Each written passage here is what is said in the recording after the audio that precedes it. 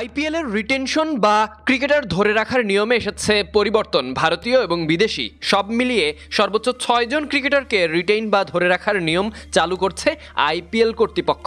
এছাড়া থাকবে আরটিএম বা রাইট টু ম্যাচ নিয়মও। রিটেইন করা ক্রিকেটারদের মধ্যে ক্যাপ্ট বা অভিষেক হয়েছে এমন ক্রিকেটার হতে পারেন সর্বোচ্চ 5 জন। সাথে আনক্যাপ্ট বা অভিষেকের অপেক্ষায় আছেন এমন সর্বোচ্চ 2 জন ক্রিকেটারকে রাখা যাবে।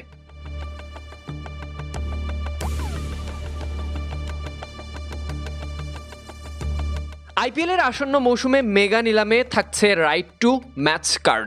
এই কার্ডের মানে হচ্ছে পুরনো ক্রিকেটারকে রিটেইন না করালে নিলাম থেকে দলে নেওয়ারও সুযোগ থাকবে। সেক্ষেত্রে যদি একটি দল পুরনো কোনো ক্রিকেটারকে অন্য দলের নিলাম থেকে নিতে চায়, সেক্ষেত্রে নতুন দলের করা সর্বোচ্চ বিডের সমান মূল্য ক্রিকেটারকে দলে টেনে নিতে পারবে পুরনো দল। ধরা যাক চেন্নাই সুপার কিংস পুরনো ক্রিকেটারদের মধ্যে 3 জনকে রিটেইন করার সিদ্ধান্ত নিল। সেক্ষেত্রে রাইট টু ম্যাচ করে আরও 3 জন ক্রিকেটারকে নিলাম থেকে দলে নেওয়ারও সুযোগ থাকবে চেন্নাইয়ের হাতে।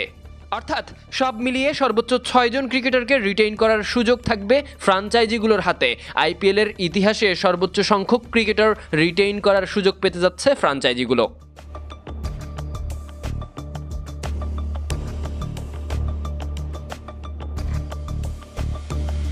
এমন নিয়মের ক্ষেত্রে বাংলার কাটার মাস্টার মুস্তাফিজুর রহমানকে ধরে রাখার বাড়তি সুযোগ পাচ্ছে চেন্নাই সুপার কিংস।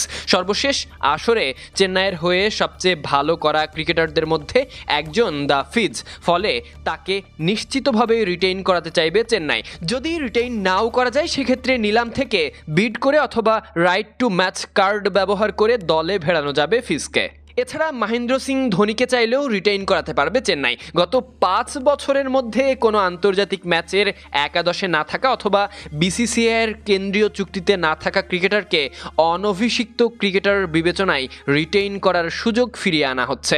এই নিয়মটি আগে চালু থাকলেও গত কয়েক বছরে বিলুপ্ত ছিল। ফ্র্যাঞ্চাইজিদের সর্বশেষ সভায় এই নিয়ম ফেরানোর দাবি জানিয়েছিল চেন্নাই, মূলত ধোনিকে ধরে রাখতেই।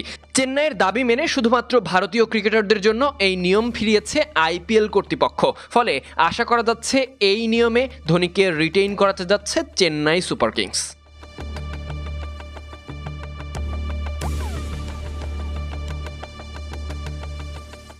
এছাড়া 2025 সাল থেকে 2027 সাল পর্যন্ত ইম্প্যাক্ট প্লেয়ারদের নিয়ম রাখার সিদ্ধান্ত নেওয়া হয়েছে। এছাড়া আইপিএলের ইতিহাসে প্রথমবারের মতো ম্যাচ ফি হিসেবে 7.5 লক্ষ রুপি করে পাবেন প্রতি ম্যাচের ইম্প্যাক্ট প্লেয়ার সহ একাদশে থাকা ক্রিকেটাররা।